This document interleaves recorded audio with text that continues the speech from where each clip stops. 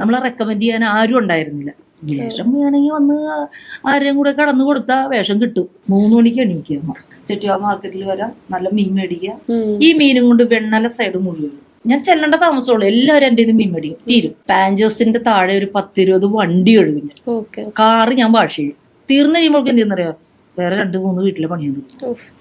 അഞ്ചിച്ചി അല്ലെ അതെ, അതായത് ഇന്നമാരൊരു പടമാണ്, 3-6 ഷൂട്ടിങ്. അത് ശരിയാ. അപ്പൊ ഞാൻ ചോദിച്ചാൽ വേഷം എന്താണെന്ന് ചോദിച്ചു. നല്ല വേഷമൊക്കെ തരാം ചേച്ചി, നിന്നൊക്കെ തയ്യാറാണെങ്കിൽ ഞാൻ നല്ല വേഷമൊക്കെ തരാം. ഞാനപ്പോ എന്റെ വായിന്ന് നല്ല ഭരണിപ്പാട്ട് ഞാൻ നല്ലോണം 2 പറഞ്ഞു. നല്ല വേഷം വേണോ, അവന്മാര് പറയണ ആരെയും കൂടെ പോയി നമ്മ കിടക്കണം. വെള്ളം ഇല്ലെങ്കിൽ പുള്ളി പക്ക ഡീസന്റ്. ഇതേപോലത്തെ ഒരു മനുഷ്യൻ ആ പരിസരത്തില്ല. നമ്മൾ വിചാരിക്കണ പോലെ ഒന്നുമല്ല. റോഡ് പണി, കൂലിപ്പണി എന്നൊക്കെ പറഞ്ഞിട്ടുണ്ടെങ്കിൽ ഭയങ്കര ബുദ്ധിമുട്ടുള്ള പണിയാണ്. ഒരു പിടിച്ചോറ് ഇങ്ങനെ പിടിച്ചു തിന്നാൻ കൊതിച്ച ഒരാളാണ്. അപ്പൊ അതുകൊണ്ട് എനിക്കൊരു വാശിയുണ്ടായിരുന്നു, എന്റെ മക്കളെ ഒരു നേരം പോലും പട്ടിണി കിടരുത്. ഞാനിങ്ങനെ കാർ വാഷ് ചെയ്യുന്ന സമയത്ത് ഒരു മേഡം വന്നിട്ട്, കുട്ടി എന്റെ വണ്ടിയിൽ നിന്ന് നാളൊന്നുപോലും കഴുകുമെന്ന് ചോദിച്ചു. പുള്ളിക്കാരി നല്ല ചിരിയൊക്കെ ചിരിച്ച് പോയി കഴിഞ്ഞപ്പോൾ എനിക്ക് തോന്നി മേഡത്തിന് എന്താ ജോലി എന്ന് ചോദിച്ചു. അപ്പൊ മേഡം എടുത്തു ചോദിക്കാൻ, ഞാനൊരു ഡയറക്ടറാണ്. അനി ഡയറക്ടറാണ്. എന്തോരം ആൾക്കാരുടെ അടുത്ത് നമ്മൾ വേഷം ചോദിച്ചു തന്നിട്ടുണ്ടെന്നറിയോ. ഒരു മനുഷ്യൻ എനിക്ക് തന്നിട്ടുണ്ടായിരുന്നില്ല. ഒരു കാര്യം ചെയ്യും, ഞാൻ ആനിക്ക് ഇതിനകത്തൊരു വേഷം തരും. എനിക്ക് ആദ്യം ചേച്ചിനോട് ചോദിക്കാനുള്ളത്, നമ്മുടെ ഈ സിനിമാ ലോകത്തിലേക്ക് എങ്ങനെയാണ് ചേച്ചി ഒരവസരം കിട്ടിയത്? അവസരം കിട്ടിയെന്ന് പറയാനായിട്ട് ഒരു 10-16 വയസ്സുള്ള സമയത്താണ് എനിക്ക് അവസരം കിട്ടുന്നത്. അതായത് പറവൂരൊരു ജന്മാന്തരം എന്ന് പറഞ്ഞൊരു സിനിമയുടെ ഷൂട്ടിംഗ് നടക്കുന്നു. അപ്പൊ അതിനകത്തൊരു നാടനൊരു പെൺകുട്ടിനെ വേണം. അപ്പൊ ഇങ്ങനെ അന്വേഷിച്ച് നടന്നപ്പോഴാണ് ഞങ്ങളുടെ വീട്ടില്, എന്റെ വീടിന്റെ ഇവിടെ വരുന്നത്. അപ്പൊ ഞാൻ അന്നത്തെ കാലത്ത് സൈക്കിളി ഓട്ടിയാണ് സ്കൂളിൽ പോകുന്നത്. അപ്പൊ ഇങ്ങനെ ഞങ്ങളുടെ അമ്മയും കുറെ ചേച്ചിമാരൊക്കെ ഇങ്ങനെ ഇരിക്കുന്നു. അപ്പൊ ഇങ്ങനെ പറഞ്ഞു, ചേച്ചി ഒരു കുട്ടീനെ ഒരു സിനിമയിലേക്ക് അഭിനയിക്കാൻ വേണം എന്ന് പറഞ്ഞപ്പോൾ, ആദ്യ കാലങ്ങളിലൊക്കെ സിനിമ എന്നൊക്കെ പറഞ്ഞാൽ ഭയങ്കര പേടിയായിരുന്നു. അഭിനയിക്കാൻ പോകാന്നൊക്കെ പറഞ്ഞാൽ ഭയങ്കര വിഷയോ. അപ്പൊ ഞാൻ സ്കൂളിൽ വിട്ട് വന്നപ്പോ അമ്മ എന്നോട് ചോദിച്ചു, മോളെ ഇങ്ങനെ ഒരു കാര്യം വന്നു, അപ്പൊ എങ്ങനെ നിനക്ക് താല്പര്യം ഉണ്ടെന്ന് ചോദിച്ചു. അപ്പൊ അമ്മ അത്യാവശ്യം നന്നായിട്ട് പാടും, എന്റെ അമ്മ. അപ്പൊ ഞാനാണെങ്കിൽ 3ാം ക്ലാസ്സിൽ പഠിക്കുമ്പോ സൺഡേ സ്കൂളില് നാടകത്തിനൊക്കെ ഫസ്റ്റ് മേടിച്ചിട്ടുണ്ടാവും. അപ്പൊ എന്റെ മനസ്സിൽ എനിക്കും ചെറുപ്പത്തില് അഭിനയം എന്ന് പറഞ്ഞതൊരു വലിയ ഇഷ്ടമുള്ള കാര്യമാണ്. സ്കൂളിലാണെങ്കിൽ പഠിക്കാൻ മോശമാണെങ്കിലും മറ്റുള്ള കാര്യത്തിനൊക്കെ മുമ്പത്തിലുണ്ടാവും. അതുകൊണ്ട് ടീച്ചർമാർക്കും ഒക്കെ പഠിക്കുന്ന കാര്യം ഒഴിച്ച് ബാക്കി എല്ലാത്തിനും ഭയങ്കര ഇഷ്ടമാണ്. അപ്പൊ പിറ്റേ ദിവസം ആ ചേട്ടൻ വന്നു. അപ്പൊ എന്നെ കണ്ടു. അപ്പൊ ചോദിച്ചപ്പോ എനിക്ക് ഇഷ്ടമാണെന്ന് പറഞ്ഞു. ഞാനും എന്റെ ആങ്ങളെയും കൂടി പറവൂര് അവര് താമസിക്കുന്നിടത്ത് പോയി. അവിടെ ചെന്ന് കഴിഞ്ഞപ്പോ തമ്പി കണ്ണന്താൻ സാറിനെ ഞാൻ ആദ്യമായിട്ട് കാണുന്നു. സാറ് പറഞ്ഞു, ഈ കുട്ടി മതി എന്ന് പറഞ്ഞു. പിന്നെ അന്നൊന്നും ഫോണൊന്നും ഇല്ലാത്ത കാലം. എന്നെ വിളിക്കാൻ വന്ന ചേട്ടൻ എന്നോട് പറഞ്ഞു, ഞങ്ങൾ 2-3 ദിവസം കഴിയുമ്പോൾ വരാം, ഷൂട്ടിങ് തുടങ്ങുമ്പോ വരാന്ന് പറഞ്ഞപ്പോ അവർ 2-3 ദിവസം കഴിഞ്ഞപ്പോ ജീപ്പായിട്ടാണ് ഞങ്ങളുടെ വീട്ടിൽ വന്നത്. അന്ന് ഞാനും ആങ്ങളയോട് കയറിപ്പോയി. പറവൂര് പെരുമ്പടന്ന് വെച്ചിട്ടായിരുന്നു ഈ പടത്തിന്റെ ഷൂട്ടിങ്. അത് നല്ലൊരു വേഷമായിരുന്നു. ഒരു നാടൻ പെൺകുട്ടി ഇങ്ങനെ കുളിക്കുന്ന ഒരു സീനായിരുന്നു. ബാലേന്ദ്രമേനോൻ സാർ വരുന്നത്, ഇങ്ങനെ സൈക്കിളോട്ടി വരുന്നത്, അങ്ങനത്തെ ഒരു സീനായിരുന്നു. പക്ഷെ നല്ല സീനുമാണ്. ഒറ്റ ഡയലോഗുള്ളൂ, പോടാന്ന് പറഞ്ഞ ഒരൊറ്റ ഡയലോഗുള്ളത്. ആ സിനിമയുടെ പേരെന്തായിരുന്നു? ജന്മാന്തരം. ഇടയ്ക്കൊക്കെ ടിവിയിലൊക്കെ വരുമ്പോൾ നമ്മൾ കാണാറുണ്ട്. പിന്നെ അതിനുശേഷം ജൂനിയർ ആർട്ടിസ്റ്റ് ആയിട്ട് കുറെ പടത്തിനകത്ത് ഞാൻ പോയിട്ടുണ്ട്. എന്ന് വെച്ചിട്ടുണ്ടെങ്കിൽ അന്നത്തെ കാലത്ത് എന്ന് പറഞ്ഞാല് ആ ഒരു പടത്തിനകത്ത് പോയിട്ട് നമുക്ക് കിട്ടുന്നത് 50 രൂപയാണ് കിട്ടി ഒരു വേഷത്തിന്. അതായത് വർഷങ്ങള് 10-35 വർഷം കഴിഞ്ഞു. സൈമൺ പീറ്റർ നിനക്ക് വേണ്ടി, വടക്കൻ വീരഗാഥ, ദൗത്യം, അങ്ങനെ കുറെ പടങ്ങള്. ആ പടത്തിനകത്തൊക്കെ നമുക്ക് പോയിട്ടെങ്കിൽ ചിലപ്പോ 3 ദിവസം 4 ദിവസം വർക്ക് ഉണ്ടാവും. ജൂനിയർ ആർട്ടിസ്റ്റായിട്ട് നമ്മൾ പോണത് എന്ന് വെച്ചിട്ടുണ്ടെങ്കിൽ നമുക്ക് അതിനകത്തൊരു നല്ല വേഷം തരാനോ അല്ലെങ്കിൽ നമ്മളെ ഒന്ന് നല്ല വേഷം ചെയ്യാനായിട്ട് വിളിക്കാൻ പറ്റിയ ആൾക്കാരോ ഒന്നും അന്നത്തെ കാലത്ത് ഇല്ല. നമ്മളൊന്ന് റെക്കമെൻഡ് ചെയ്യാൻ ആരുമില്ല. പിന്നെ റെക്കമെൻഡ് ചെയ്യണമെന്നുണ്ടെങ്കിൽ അവര് ചോദിക്കും, അതെ നല്ല വേഷമൊക്കെ മേടിച്ചു തരാം, 2-3 ദിവസം നമ്മള് പറഞ്ഞവരെ കേൾക്കണം, അന്ന് നമുക്ക് നല്ല വേഷമൊക്കെ ഞങ്ങൾ മേടിച്ചു തരാം. അന്നത്തെ കാലം അതാണ്. എന്ന് വെച്ചിട്ടുണ്ടെങ്കിൽ ഇന്നത്തെ പോലെ അല്ല. ഇന്നിപ്പോ വേറെ ഏതെങ്കിലും ഒരു വ്യക്തി എന്തെങ്കിലും മോശമായിട്ട് നമ്മളോട് സംസാരിച്ചു കഴിഞ്ഞാല് നമുക്ക് അപ്പൊ തന്നെ റിയാക്ട് ചെയ്യാം. അന്നത്തെ കാലത്ത് അത് റിയാക്ട് ചെയ്യാൻ പറ്റില്ല. അതത്ര കാര്യമാക്കില്ല അവര്. വേഷം വേണമെങ്കിൽ വന്ന് ആരെയും കൂടെ കടന്നു കൊടുത്താ വേഷം കിട്ടും. അതാണ് അന്നത്തെ കാലം. മനസ്സിലായോ?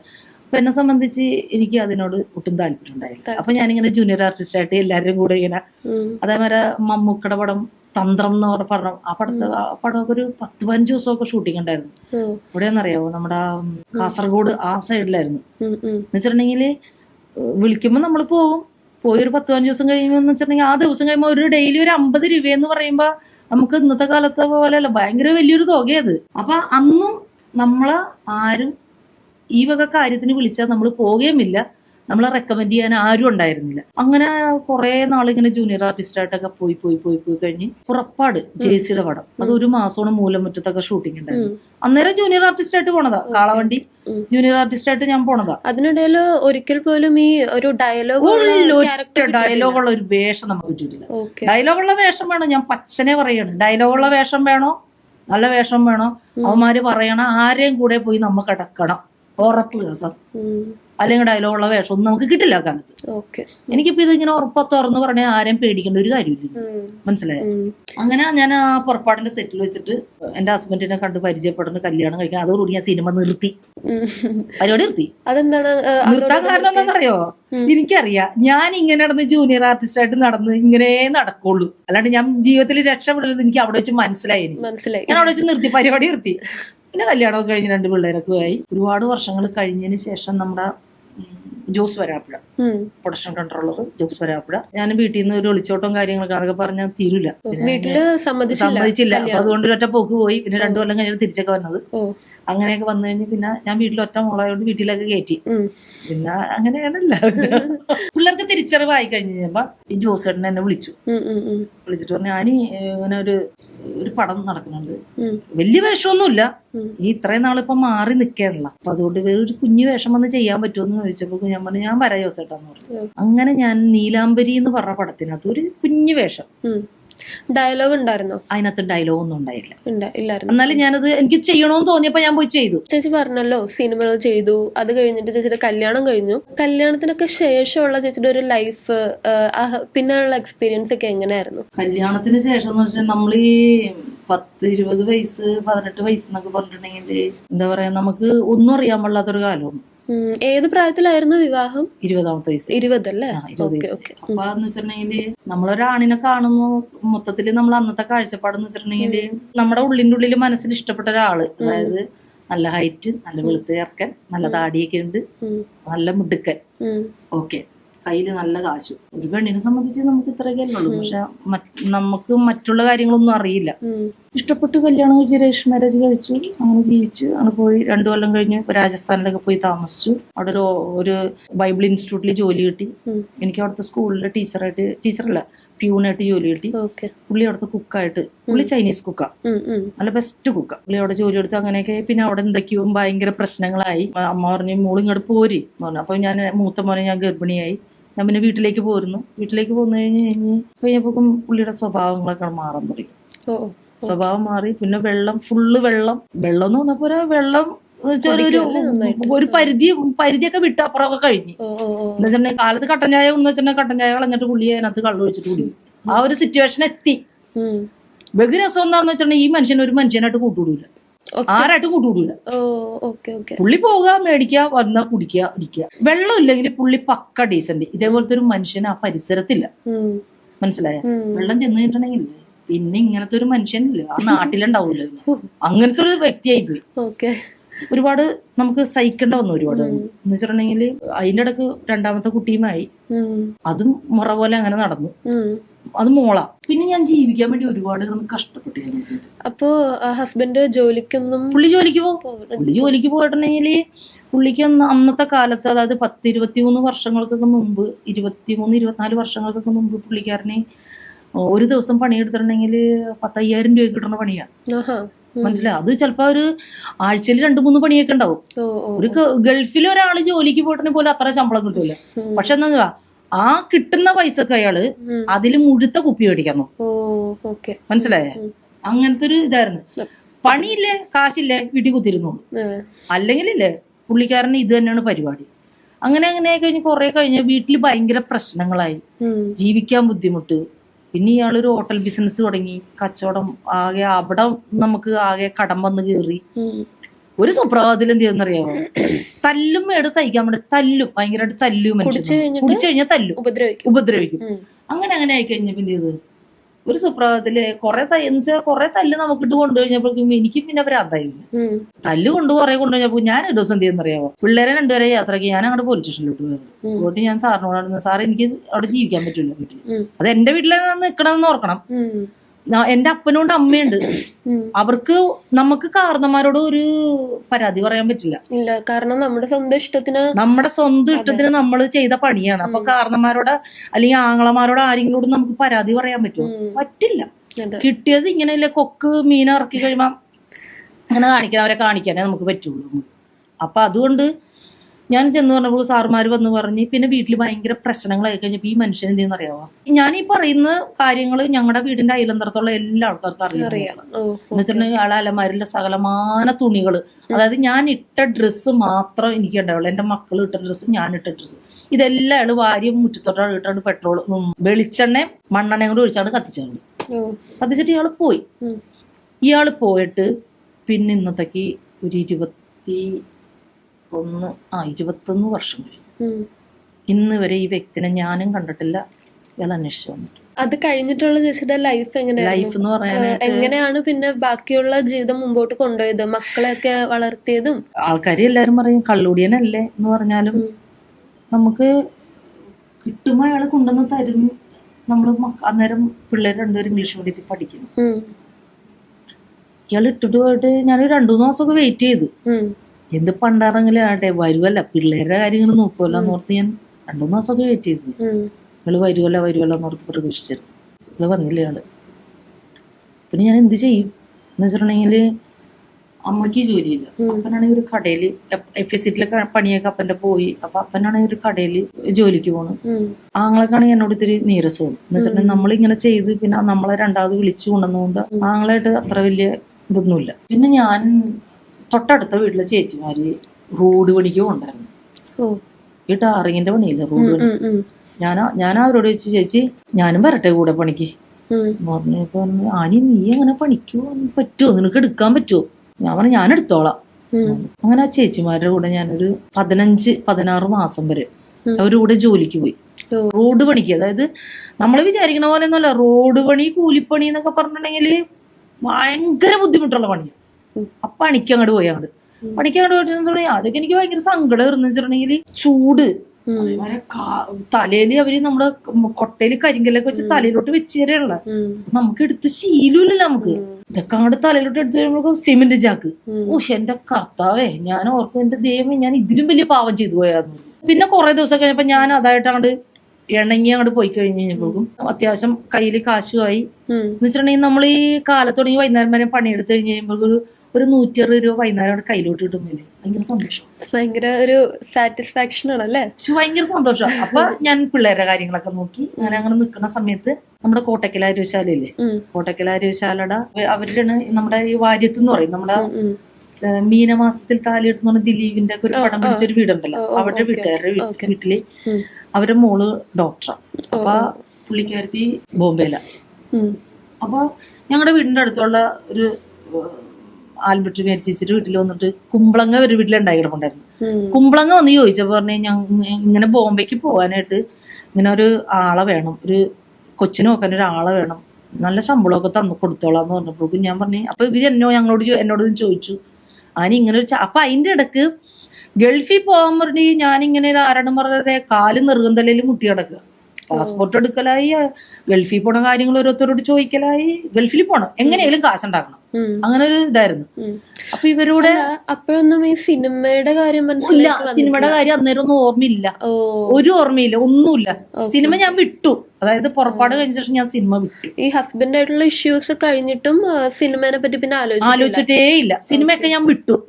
സിനിമ നമുക്കറിയാലോ, സിനിമ എന്ന് വെച്ചാൽ സിനിമയില് അന്നത്തെ കാലത്ത് ചാൻസ് വേണമെന്നുണ്ടെങ്കിൽ ആരും കൂടെ കടന്നു കൊടുക്കണം, അല്ലാണ്ട് ചാൻസ് കിട്ടൂല. അപ്പൊ അതുകൊണ്ട് സിനിമയ്ക്ക് ഞാൻ വിട്ടു. ചേച്ചിയുടെ അടുത്ത് അങ്ങനെ അപ്രോച്ച് ചെയ്തിട്ടുണ്ട്? പിന്നെ അല്ലാണ്ട് എത്ര ആൾക്കാർ ഇതേ ഈ പറഞ്ഞ ഈ ഓട്ടോറിക്ഷ ഓടിച്ചു കിടക്കണ ഈ ആലിഞ്ചോട്ടില് ഓട്ടോറിക്ഷ ഓടിച്ചു കിടക്കണ എന്നോട് സിനിമയുടെ പേരൊന്നും ഞാൻ പറയില്ല. സിനിമ വിളിച്ചു, അഞ്ചിച്ചി അല്ലെ അതെ, അതായത് ഇന്നമാരൊരു പടമാണ്, മൂന്നാറാണ് ഷൂട്ടിങ്. അത് ശരി. അപ്പൊ ഞാൻ ചോദിച്ച വേഷം എന്താണെന്ന് ചോദിച്ചു. നല്ല വേഷമൊക്കെ തരാം ചേച്ചി, നിന്നൊക്കെ തയ്യാറാണെങ്കിൽ ഞാൻ നല്ല വേഷമൊക്കെ തരാം.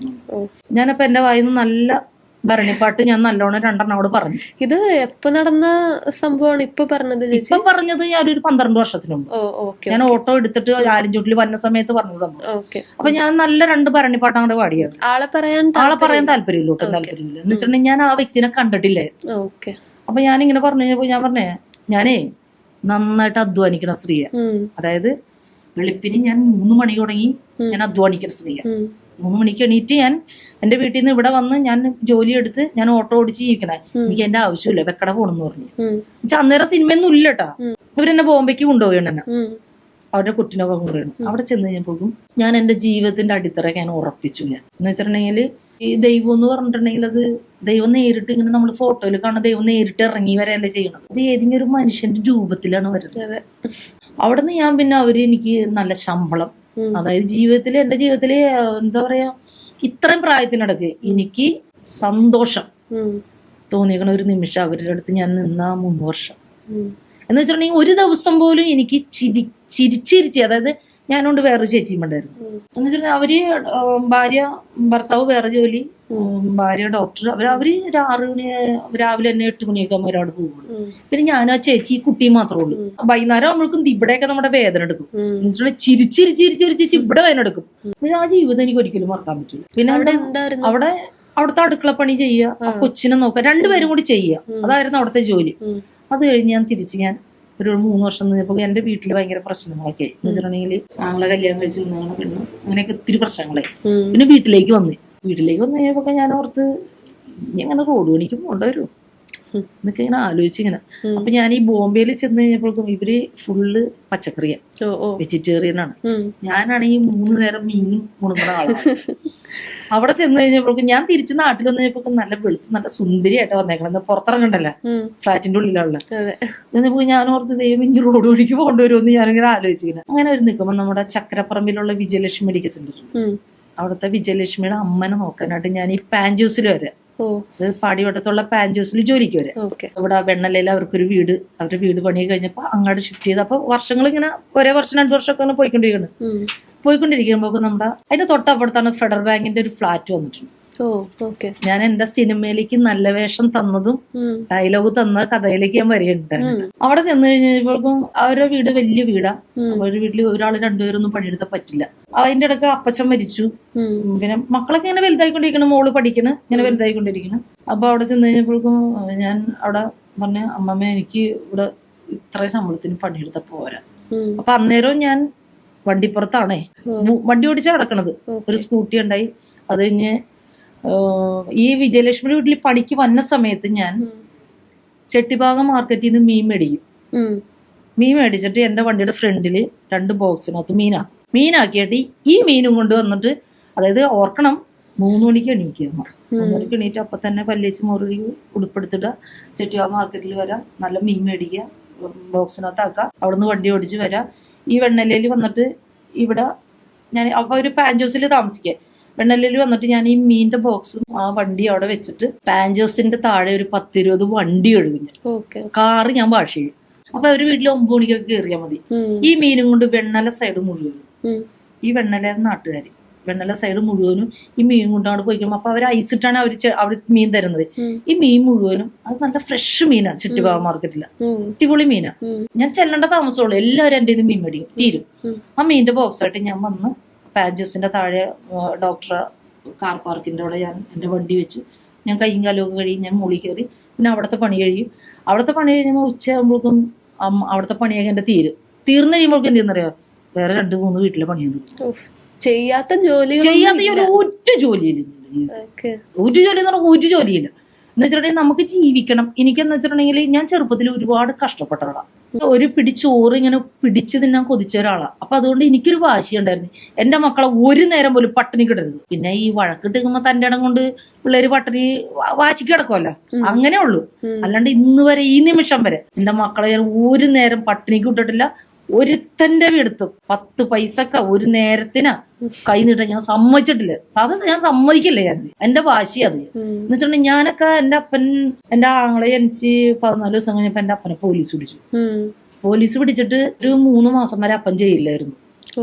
അപ്പൻ പോലീസ് പിടിക്കാനിട്ട് അപ്പൻ ഈ ഭയങ്കര രാഷ്ട്രീയക്കാരനും കമ്പനിയിൽ എന്തൊക്കെയോ പ്രശ്നം ഉണ്ടായി. അങ്ങനെ അപ്പൻ 3 മാസം ആലോചിച്ച് സംശയമില്ലായിരുന്നു. അപ്പൊ ഒന്ന് ആലോചിക്കണം, ഞാൻ മൂത്തത്, എന്റെ താഴെ ഒരാള് അമ്മ ഇളയ ആളെ പ്രസവിച്ചിട്ട് 14 ദിവസം. എങ്ങനെ ഭക്ഷണം കഴിക്കുന്നമ്മ? അപ്പൊ എന്റെ വീടിന്റെ അടുത്ത് 2-3 വീട്ടുകാരുണ്ട്, വലിയ വീട്ടുകാരാണ്. അവിടേക്ക് ഞാനൊരു പിടി പാത്രം കൊണ്ട് ഞാൻ ആ വീടുകളിൽ ഉച്ചയാകുമ്പോ ഞാൻ പോവില്ല. എന്നിട്ട് അപ്പൊ അവര് നമ്മൾ ചെല്ലുമ്പോ അവര് നമുക്ക് കഞ്ഞിയല്ല തരുന്നത്. അപ്പൊ അവരെന്താ പറയാ, നമുക്ക് കുറച്ചും കൂടി അതിനകത്ത് ഒരു കുറച്ച് പറ്റും കൂടി നമുക്ക് കിട്ടുവരും. എന്ന് വെച്ചിട്ടുണ്ടെങ്കിൽ ഒരു പ്രസവിച്ച പെണ്ണുണ്ട്, പിള്ളേരുണ്ടല്ലോ എന്ന് പറഞ്ഞിട്ട് അങ്ങനെ ഞാൻ ജീവിച്ചാണ്. അപ്പൊ അതുകൊണ്ട് എന്റെ മക്കളെ പട്ടിണിക്കിടുന്ന നല്ല വാശിയായിരുന്നു. ഞാൻ ഈ വെണ്ണലയിൽ വന്ന് ഈ മീൻ കച്ചവടം ചെയ്ത് ഒരുപാട് വീട്ടിലെ പണി. വെണ്ണലയിൽ ഒരു ഇത് മിക്ക ആൾക്കാർക്കും എന്നെ അറിയാം. ഇല്ല ചേച്ചിക്ക് അറിയണ്ട, എന്തായാലും നമുക്കൊന്നും ജീവിതത്തിൽ മറക്കാൻ പറ്റില്ല നമുക്ക്. പക്ഷെ ചേച്ചിയുടെ ആ ഒരു ശക്തി കൊണ്ട് ഇവിടെ വരെ എത്തിയില്ലേ, മക്കളെയൊക്കെ നല്ല നന്നായിട്ട് വളർത്താൻ ചേച്ചിക്ക് പറ്റണല്ലേ. പിന്നെ നന്നായിട്ട് വളർത്തിയെന്നാണ്, നന്നായിട്ട് പറഞ്ഞാൽ അന്തസ്സായിട്ട് ഞാൻ വളർത്തിയാൻ പിള്ളേരെ, കഷ്ടപ്പാടിൽ നല്ലോണം ഞാൻ വളർത്തിയ. എന്നിട്ട് അവിടെ നിന്ന് ഞാനത് ആ ഒരു 8 മണിയൊക്കെ ആകുമ്പോഴേ ഞാൻ വീട്ടിൽ പോകണം. അന്നേരം എന്റെ അമ്മയുണ്ട് കേട്ടോ. അപ്പൊ അമ്മ പിള്ളേരെയൊക്കെ നോക്കിക്കോളും, വീട്ടിലെ പണികളൊക്കെ അമ്മയൊക്കെ എല്ലാം റെഡി ആയിക്കോളും. അതേമാതിരി അങ്ങനെ അവിടെ പോണ സമയത്ത് ഞാൻ ഓർത്ത് എനിക്ക് ഈ ശമ്പളം പോരാ ജീവിക്കാൻ വേണ്ടിട്ട്. ഇപ്പൊ മോള് പഠിച്ചു വന്നി, മോൻ പഠിച്ചു വന്നി. അപ്പൊ ഞാൻ എന്ത് ചെയ്ത് വേഗം തന്നെ ഡോക്ടറോട് പറഞ്ഞു, ചേച്ചി എനിക്ക് ഈ ശമ്പളം പോരാ, ഞാൻ വേറൊരു ജോലി നോക്കട്ടെ. അപ്പൊ അതിന്റെ ഇടയ്ക്ക് കൂടി തന്നെ ഞാൻ ഓട്ടോറിക്ഷ ഓടിക്കാൻ തുടങ്ങി. ഓടിക്കാനല്ല, ഓട്ടോയിലേക്ക് ചേട്ടന്മാരെ കൂടി ഇങ്ങനെ ചോദിക്കാൻ തുടങ്ങി, ഈ ഓട്ടോ എടുത്ത എങ്ങനെയാ.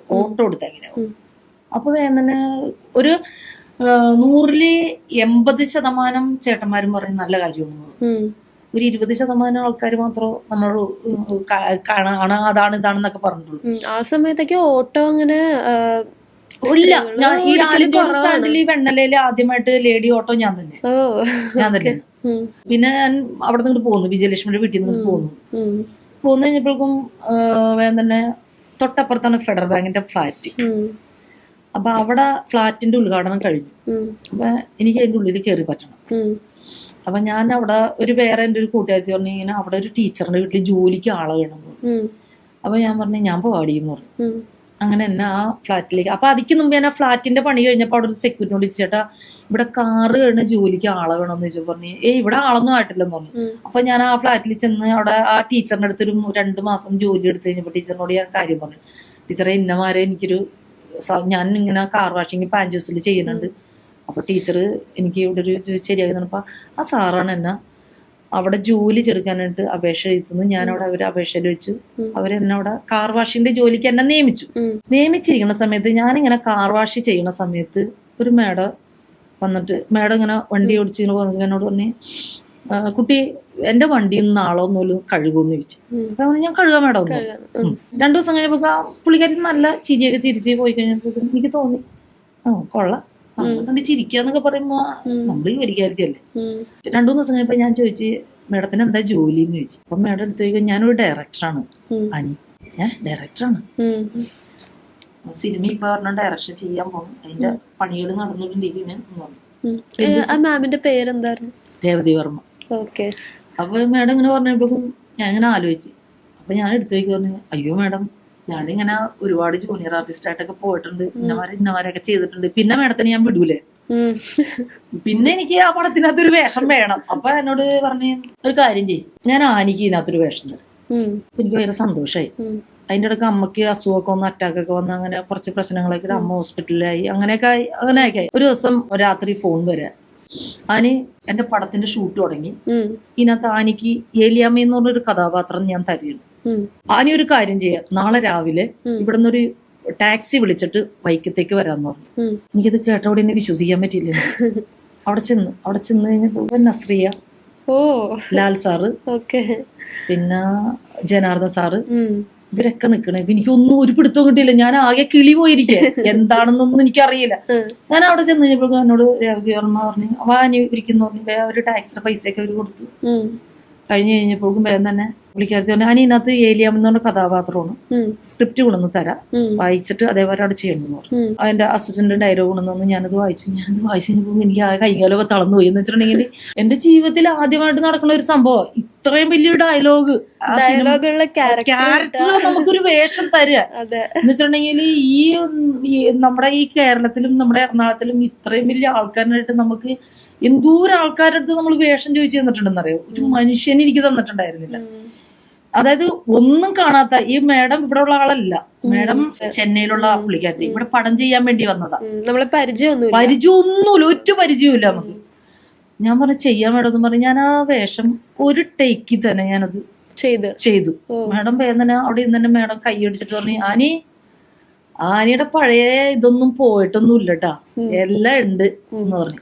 പിന്നെ അതിനകത്ത് ആ കണ്ടിന്യൂറ്റി, ആ വേഷം അങ്ങോട്ട് ചെയ്തു കഴിഞ്ഞു. എന്തിനു പറയണ, നമ്മുടെ കഷ്ടകാലം, എന്റെ ഭാഗ്യക്കുറവും കൊണ്ട് പടം ക്ലിക്കായി. മുടങ്ങിയതല്ല, ഷൂട്ടൊക്കെ കഴിഞ്ഞ് പടം റിലീസായി. പക്ഷെ പടം ഇന്നത്തെ പോലെ 100 ദിവസമോ 50 ദിവസമോ 10 ദിവസമോ ഒന്നും ഓടിയില്ല. ഏത് മൂവിയായിരുന്നു? മാഡ് ഡാഡ് എന്ന് പറഞ്ഞ സിനിമ, നസ്രിയ നായികയായിട്ട് ആദ്യമായിട്ട് വരുന്ന പടം. പടം ഓടിയില്ല. അതിപ്പോ നമുക്ക് പറയാൻ പറ്റില്ല, ഓരോ സിനിമയില് ഓരോരുത്തര് ജനങ്ങള് കയ്യില് കേൾക്കണ പോലെ ഇരിക്കുമല്ലോ ഓരോ സിനിമകള്. അങ്ങനെ അത് അവിടെ വെച്ച് കുറെ നാള് കഴിഞ്ഞ് പിന്നെ എനിക്ക് വേറെ സിനിമകളൊന്നും കിട്ടിയില്ല. ലാൽ സാറുടെ മൂവിയല്ലേ? അത് തന്നെ, അത് തന്നെ. അപ്പൊ അതിനകത്ത് ചട്ടയും മുണ്ടൊക്കെ കൊടുത്ത് ഞാനും ജനാർദ്ദൻ സാറും കൂടി ഉള്ള ഒരു കോമ്പിനേഷൻ ആണത്. പിന്നെ കുറെ നാള് സിനിമ ഒന്നും ചെയ്തില്ല. പിന്നെ അതിനുശേഷം അപ്പൊ അന്നത്തെ കാലത്ത് ജൂനിയർ ആർട്ടിസ്റ്റ് ആയിട്ട് നടന്ന ആൾക്കാർ പിന്നെ കുറെ കാലം കഴിഞ്ഞപ്പോ അവര് ഇന്നും അങ്ങനെയൊക്കെ തന്നെ നടക്കുന്നത്. അപ്പൊ അവര് പിന്നെ അതിന്റെ ഇടയ്ക്ക് എനിക്ക് എന്നോട് വേറൊരു പാർട്ടി പറഞ്ഞ് ഇങ്ങനെ ഒരു ഓഡീഷൻ നടക്കണുണ്ട്. അപ്പൊ ഞാൻ ഇത് കഴിഞ്ഞപ്പോ തുടങ്ങി ഇങ്ങനെ ഓഡീഷനിൽ പുറകെ പോകാൻ, പിന്നെ കേറാനുള്ള താല്പര്യം. അപ്പൊ എന്നോട് മേഡം പറഞ്ഞല്ലോ, ആനി നിനക്ക് ഇതിനകത്ത് നീ ഒന്ന് പരിശ്രമിച്ചു നോക്കാനി എന്ന് പറഞ്ഞു. അപ്പൊ ഞാൻ എന്ത് ചെയ്തു, വേഗം തന്നെ ഓഡിഷൻ വഴി ഞാൻ ഒരു 100 ഓഡിഷനൊക്കെ പങ്കെടുത്തു. ഈ കൊറോണ വന്നില്ലായിരുന്നെങ്കിലല്ലേ നമ്മളിന്ന് വൻ ലെവലായി പോയേനെ. കൊറോണയുടെ സമയത്തൊക്കെ ഒരുപാട് സിനിമകളൊക്കെ നിന്നുപോയി. ഞങ്ങൾക്ക് എന്താ പറയാ, ഡേറ്റ് വരെ തീരുമാനിച്ച സിനിമകളൊക്കെ ഉണ്ടായിരുന്നു, അതൊക്കെ നിന്നുപോയി. നമ്മൾ പിന്നെ അതൊന്നും തുടങ്ങിയില്ല. പിന്നെ നമ്മൾ ഈ ഓഡീഷനിലൂടെ അറ്റൻഡ് ചെയ്തിട്ടാണ് നമ്മൾ ഇപ്പൊ ഞാൻ ചെയ്തേക്കണ ഇത്രയും പടങ്ങൾ ചെയ്തു. മനസ്സിലായോ?